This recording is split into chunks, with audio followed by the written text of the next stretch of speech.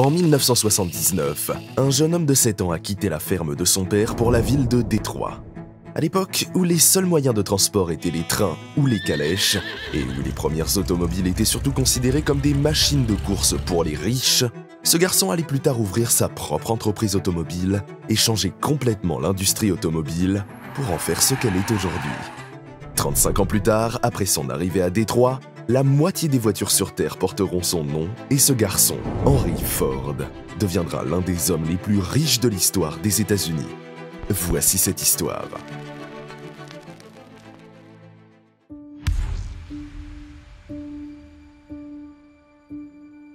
Henry Ford est né dans la ferme de son père le 30 juillet 1863, dans ce qui est aujourd'hui Dearborn, dans le Michigan. Son père, William Ford, possédait une ferme où tous les membres de la famille vivaient et travaillaient. Étant l'aîné de 6 enfants, Henry était censé reprendre l'entreprise de son père. Cependant, il n'était pas du tout comme son père et ne s'est jamais intéressé à son entreprise. À l'époque, les travaux agricoles étaient beaucoup plus lents et rigoureux qu'aujourd'hui et nécessitaient beaucoup de travail. Henry fait de son mieux pour aider son père dans les champs, mais il déteste y passer du temps. « Je n'ai jamais eu d'amour particulier pour la ferme. C'est ma mère à la ferme que j'aimais. » Henry n'aimait pas non plus l'école et, comme beaucoup d'enfants de son âge, il n'a pas poursuivi ses études au-delà du lycée. Il préférait apprendre par lui-même et, dès son plus jeune âge, il s'est intéressé à la mécanique. Sa curiosité pour les machines l'a amené à étudier toutes les pièces de machinerie qu'il trouvait. À l'âge de 12 ans, son père lui offre une montre de poche et, après en avoir étudié les mouvements, il apprend à la démonter et à la remonter en quelques minutes, comme les montres de ses amis et de sa famille. Cela lui vaut une réputation de réparateur de montres, car il répare également les montres des habitants de la ville. À l'âge de 13 ans, Henry a vu une machine à vapeur pour la première fois de sa vie lors d'un voyage scolaire dans l'une des entreprises de Détroit. C'est alors que sa passion pour la mécanique est devenue une obsession, et pendant les années qui ont suivi, elle est devenue son nouveau passe-temps. À l'âge de 15 ans, Henry avait déjà construit sa première machine à vapeur. Mais la vie d'Henry change lorsqu'il perd sa mère, Mary Ford, à la suite d'une maladie soudaine. Henry avait partagé un lien profond avec sa mère et était plus proche d'elle que de n'importe qui d'autre dans la ferme. Dévasté et blessé, Henry ressent une haine croissante pour la ferme et commence à chercher des moyens de s'en échapper, car elle contient trop de souvenirs de sa mère bien-aimée. À l'âge de 16 ans, et contre la volonté de son père, Henry fait ses valises et quitte la ville à la recherche d'une nouvelle direction pour sa vie.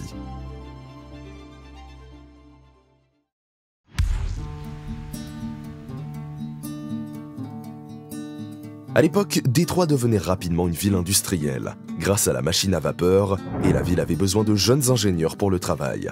C'est là, à Détroit, qu'Henry se plonge dans l'apprentissage des machines et des moteurs.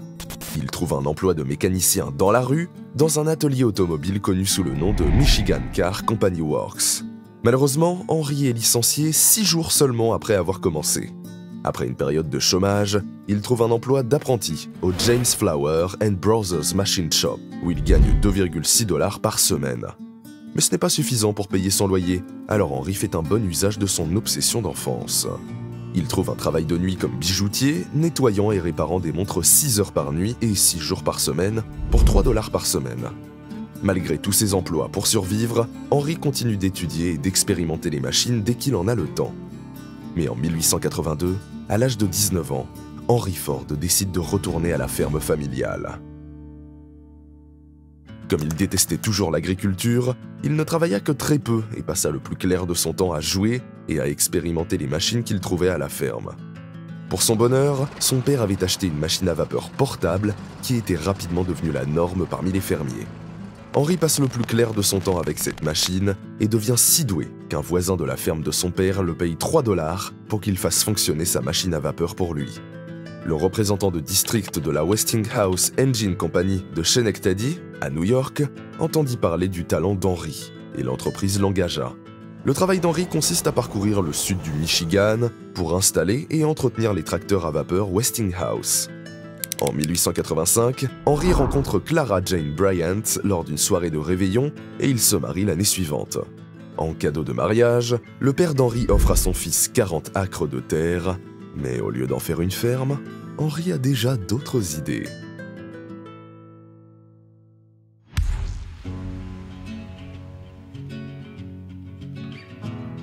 En 1891, Henry et Clara s'installent dans un petit appartement à Détroit. À cette époque, Henry tombe sur un magazine britannique et apprend l'existence du moteur à essence. Ce soi-disant moteur à essence était produit en petite quantité par un ingénieur allemand nommé Nicolas Otto et était très différent et beaucoup plus efficace que les moteurs à vapeur. D'une part, il n'avait pas besoin de 30 minutes pour démarrer car le moteur effectuait toute la combustion dont il avait besoin en interne. Bien que ce nouveau moteur devienne rapidement très populaire en Europe, seules quelques personnes en ont entendu parler aux États-Unis et Henry est l'une d'entre elles. Par chance, il a trouvé quelqu'un en ville qui en possédait un. Henry tombe immédiatement amoureux du moteur à essence, mais il ne comprend pas comment il fonctionne et le fait que le moteur à essence soit alimenté par une étincelle électrique le rend encore plus difficile à comprendre. Henry savait tout ce qu'il y avait à savoir sur les machines à vapeur, mais il ne connaissait rien à l'électricité. Sachant qu'il devait en apprendre davantage, Henry a postulé pour un emploi d'ingénieur de nuit à la Edison Illuminating Company pour un salaire de 40 $ par mois. À l'époque, cette société était la plus grande entreprise d'électricité de Détroit et produisait de l'électricité pour 1000 foyers de la ville à l'aide d'une machine à vapeur, ce qui rendait Henry plus que qualifié pour y travailler. Son travail consistait principalement à réparer le moteur en cas de panne ou de problème, mais tant qu'il fonctionnait bien, il n'avait pas grand-chose d'autre à faire. Cela laisse à Henry plus de temps qu'il n'en faut pour se plonger dans l'étude de l'électricité et de son fonctionnement. En 1893, Henry et Clara accueillent leur premier et unique enfant, Edsel Bryant Ford, et 3 mois seulement après sa naissance, Henry est promu au poste d'ingénieur principal avec un salaire de 100 $ par semaine. Cette même année, Henry réussit à créer son premier moteur à essence fonctionnel, première étape de son rêve de créer une automobile. Ce n'est que le 4 juin 1896, à 1h30 exactement, qu'il achève enfin sa voiture expérimentale à moteur à essence, qu'il baptise quadricycle. Le quadricycle était essentiellement un engin rudimentaire composé de 2 bicyclettes placées côte à côte et alimentées par un moteur à essence. L'expérience a été couronnée de succès, mais avec quelques détails. Cette voiture expérimentale n'avait pas de frein et ne pouvait pas non plus faire marche arrière. Mais le plus gros problème était qu'elle n'avait pas de système de refroidissement et qu'elle avait donc tendance à surchauffer après avoir fonctionné pendant un certain temps. Henry a apporté plusieurs modifications à la voiture, dont la plus notable a été l'ajout d'un système de refroidissement. Il a ensuite vendu le véhicule pour 200 $ et a utilisé l'argent pour son prochain grand projet.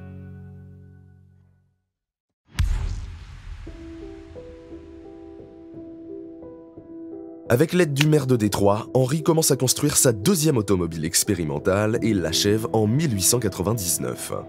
Cette nouvelle voiture est plus lourde, plus grande et plus résistante que la précédente. Un matin, Henry emmène un riche marchand de bois, William Murphy, faire un essai avec son nouveau véhicule. À la fin de l'essai, William souhaite participer à l'entreprise commerciale d'Henry. Peu après, il se serre la main. Et le 5 août 1899, la Detroit Automobile Company voit le jour. Malheureusement, l'entreprise a échoué 1 an plus tard pour certaines raisons. Les idées d'Henry pour améliorer l'automobile qu'il construisait ne coïncidaient pas avec les idées des investisseurs, qui faisaient pression sur lui pour qu'il fabrique des voitures de tourisme. Une autre raison est que la plupart des pièces nécessaires à la fabrication des voitures sont produites par différentes entreprises et que, par conséquent, chaque fois qu'une livraison est en retard, toute l'usine doit s'arrêter et attendre la livraison. Cela prenait beaucoup de temps par rapport à la production. Sa première voiture, qu'il a appelée Delivery Wagon, a pris 6 mois à construire et seulement 20 exemplaires ont été construits au cours des 2 premières années d'existence de l'entreprise. En conséquence, Henry est licencié, mais malgré l'échec de sa première entreprise, il reste optimiste. L'échec est tout simplement l'occasion de recommencer, cette fois-ci de manière plus intelligente. D'une certaine manière, Henry a été soulagé lorsqu'il a été licencié, parce qu'il y avait moins de pression sur lui et qu'il pouvait maintenant se concentrer sur d'autres choses. Henry a décidé de se concentrer sur les courses de voitures. La raison en est simple, les courses de voitures étaient devenues un sport très populaire aux États-Unis, et Henry voulait une plateforme pour présenter ses voitures et leur qualité. En outre, bien qu'il connaisse de nombreuses personnes dans la ville, beaucoup d'entre elles ne sont pas disposées à investir dans ses idées après ce qui s'est passé avec la Detroit Automobile Company. 1 an plus tard, la nouvelle voiture de course de Ford a battu le véhicule du constructeur automobile de Cleveland, Alexander Winton, qui était le meilleur pilote de course du pays. Le véhicule de 26 chevaux d'Henry est devenu célèbre dans toute la ville, et ce genre de popularité a donné aux investisseurs la confiance dont ils avaient besoin pour soutenir Henry une deuxième fois. C'est ainsi qu'est née la Henry Ford Company, dont Henry est l'ingénieur principal. Mais peu de temps après, le poste d'Henry est à nouveau menacé. En effet, Henry continue de travailler dans la construction de voitures de course, ce qui irrite ses investisseurs. Ils voulaient qu'Henry crée des voitures de tourisme qu'il pourrait vendre au public, et ils ont donc fait appel à un autre Henry Martin Leland, pour exécuter leurs ordres. Ford, furieux que quelqu'un d'autre ait été engagé pour prendre sa place, quitte l'entreprise. Dans son autobiographie, Henry est cité comme suit. « J'ai démissionné, déterminé à ne plus jamais me soumettre à des ordres. » Henry Leland, quant à lui, a suivi les souhaits de ses investisseurs et a créé ce qui est aujourd'hui la Cadillac.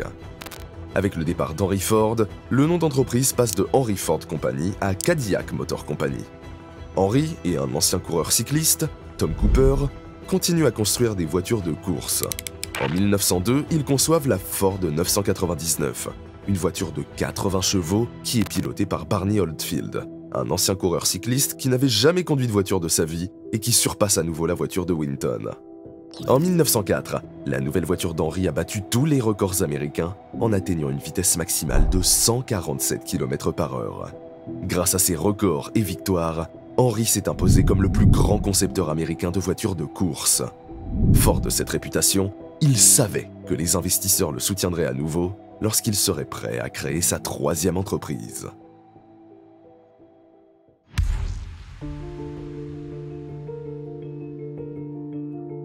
Avec le soutien et l'appui financier de 11 investisseurs, en particulier un négociant en charbon de Détroit, Alexander Young Malcolmson, la troisième société d'Henry voit le jour. La société s'appelle d'abord Ford & Malcolmson Ltd, puis devient la Ford Motor Company en 1902. Après avoir échoué dans ses deux premières tentatives, il était déterminé à ne pas échouer à nouveau. Ford se concentre sur la création d'un véhicule abordable pour le commun des mortels. À l'époque, posséder un véhicule était un luxe que seuls les riches pouvaient s'offrir. En effet, ces véhicules étaient fabriqués par des ingénieurs extrêmement compétents et la plupart des voitures produites étaient strictement destinées à la course. Lors de la création de sa nouvelle entreprise, Henry a fait une déclaration à ses associés et investisseurs. « Je construirai une automobile pour la grande multitude, fabriquée avec les meilleurs matériaux, par les meilleurs hommes qui seront embauchés selon les modèles les plus simples que l'ingénierie moderne puisse concevoir, à un prix si bas qu'aucun homme ayant un bon salaire ne sera incapable d'en posséder une. » Henry Ford avait le don d'identifier et d'attirer les hommes les plus talentueux du secteur. Il engagea plusieurs jeunes brillants qui partageaient sa vision et y croyaient. En ce qui concerne la conception de la voiture, Henry en a fait plus de 20, jusqu'à ce qu'il en trouve enfin une qui fonctionne. Il l'appelle le modèle A. Au cours des 5 années suivantes, Henry a continué à améliorer le modèle A jusqu'à atteindre le modèle N. Mais au cours de ces 5 années, ce qui a vraiment changé, ce ne sont pas les améliorations apportées à ces voitures, mais la manière dont elles étaient fabriquées. L'une des leçons qu'Henry a tirées de l'échec de ses entreprises est l'importance d'avoir un fabricant chargé de fournir les pièces les plus importantes pour la construction de ses voitures. Il a donc trouvé un atelier d'usinage à Détroit pour s'acquitter de cette tâche. Un jour, lors d'un voyage à Chicago, Henry a observé le concept de la chaîne de montage dans un abattoir, et c'est alors qu'une idée brillante lui est venue à l'esprit. Si l'on pouvait appliquer le même principe à la construction des voitures, il serait possible de fabriquer plus de voitures en une journée. À l'époque, Ford et de nombreux autres constructeurs automobiles assemblaient une voiture à la fois et la production était lente. En 1904, Henry a donc réuni plus d'argent et a construit sa propre usine. Il emploie plus de 300 ouvriers et commence à expérimenter la chaîne de montage dans sa nouvelle usine. Ce n'est qu'en 1906 que la production du modèle N utilise pour la première fois la chaîne de montage, mais même à ce moment-là, la chaîne de montage n'est pas encore au point. Cependant, il multiplie par 5 le niveau de production et son nouveau modèle devient la voiture la plus vendue aux États-Unis. Mais Henry visait encore plus haut. Henry a créé sa propre entreprise de fabrication en 1905 pour commencer à fabriquer ses propres moteurs, transmissions et tout ce qui était nécessaire à la production de ses automobiles. À cette époque, Henry a également découvert l'acier au vanadium, et c'est cette découverte qui a réellement ouvert une nouvelle ère pour l'industrie automobile. L'acier au vanadium est 3 fois plus résistant que l'acier précédent et beaucoup plus léger. Henry utilise ce nouvel acier pour son nouveau modèle, qui deviendra plus tard l'une des voitures les plus populaires de l'histoire, le modèle T. Une entreprise qui se consacre entièrement au service n'aura qu'un seul souci à se faire en ce qui concerne les bénéfices. Ils seront d'une ampleur embarrassante. Henry Ford rêvait de fabriquer des voitures pour le commun des mortels et pour un usage quotidien, et le Model T était la réponse à ce rêve. Lors de sa sortie, le Model T était vendu 850 $, soit environ 21 000 $ en monnaie d'aujourd'hui. Et grâce à son prix abordable, elle est rapidement devenue la voiture dont on parlait le plus aux États-Unis. Quelques jours après son lancement, 15 000 commandes ont été passées et la Ford Motor Company est rapidement devenue la plus grande entreprise automobile du pays. Que pouvait-il vouloir de plus ?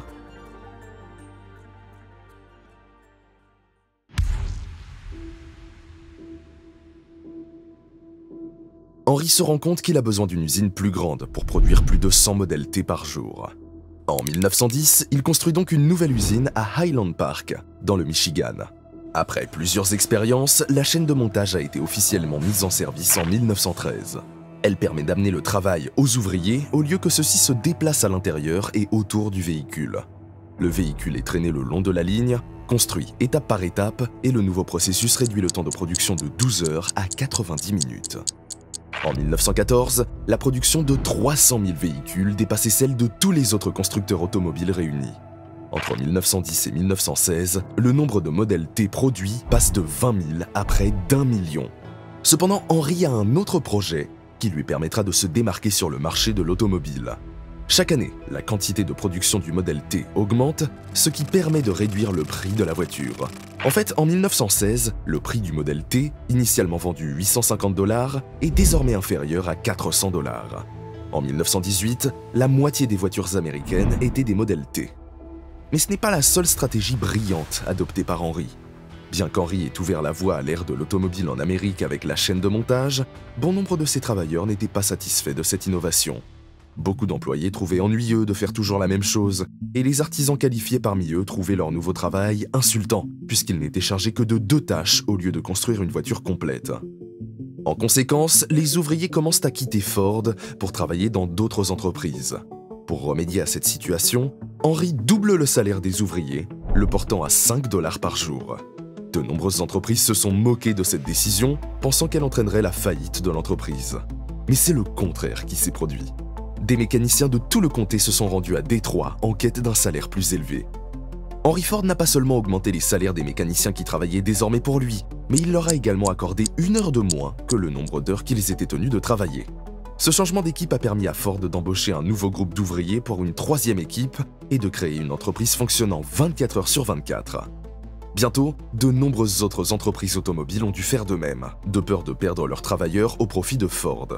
Henry avait changé le monde des affaires et de la fabrication aux États-Unis. Il n'y a qu'une seule règle pour l'industriel: fabriquer des produits de la meilleure qualité possible, au coût le plus bas possible, en payant les salaires les plus élevés possibles. En 1919, Henry Ford, lassé de l'ingérence d'autres investisseurs dans l'entreprise, décide de les racheter tous. Il en résulte plusieurs millionnaires à Détroit, mais Henry Ford devient également l'unique propriétaire de la plus grande entreprise automobile du monde.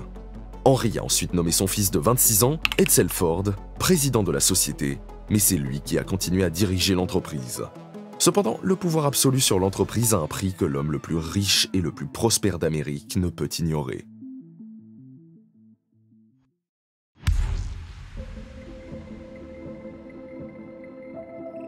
Henry continue de croire que le modèle T est la voiture que la plupart des gens veulent. Il ignore la popularité croissante de voitures plus chères, mais élégantes et confortables, comme la Chevrolet. En homme têtu qu'il était, il refusait d'écouter les autres dirigeants de Ford ou même son propre fils Edsel lorsqu'il disait qu'il était temps d'avoir un nouveau modèle. À la fin des années 1920, Henry ne pouvait plus ignorer la chute des ventes. Il décida donc de fermer la chaîne de montage du modèle T et de commencer à concevoir une toute nouvelle automobile. Le nouveau modèle A est lancé en 1927. Mais cette voiture n'est plus produite à Highland Park, mais dans une usine plus grande située à Rock River, dans le Michigan. Dans sa nouvelle usine, Henry souhaitait disposer de toutes les étapes du processus de fabrication, depuis le raffinage des matières premières jusqu'à l'assemblage final de l'automobile, ce qu'il a réussi à faire. Henry réussit à faire de son usine la plus grande du monde, produisant de l'acier, du verre, des pneus et de nombreux autres composants pour les voitures. Cependant, le contrôle absolu du processus décisionnel de l'entreprise n'est plus la formule du succès. Et en 1936, Ford Motor Company est tombé à la 3e place sur le marché américain, derrière General Motors et Chrysler Corporation. Même avec la dernière innovation d'Henry, le moteur à 8 cylindres, ce n'est pas suffisant.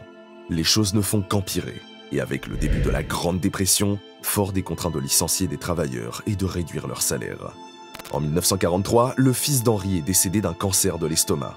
Monsieur Ford a donc continué à diriger l'entreprise pendant les 2 années suivantes, avant de céder le contrôle de la Ford Motor Company à son petit-fils, Henry II. Henry se retire de l'entreprise et meurt d'une hémorragie cérébrale le 7 avril 1947. La vie est une série d'expériences dont chacune nous rend plus grands, même s'il est parfois difficile de s'en rendre compte. Car le monde a été construit pour développer le caractère, et nous devons apprendre que les revers et les chagrins que nous endurons nous aident dans notre marche en avant. Aujourd'hui, Ford Motor Company a une valeur boursière d'environ 50 milliards de dollars et reste l'une des plus grandes entreprises automobiles au monde. Merci d'être resté jusqu'à la fin, n'oubliez pas d'aimer la vidéo et de vous abonner si vous l'avez appréciée. Pour l'instant, à la prochaine fois.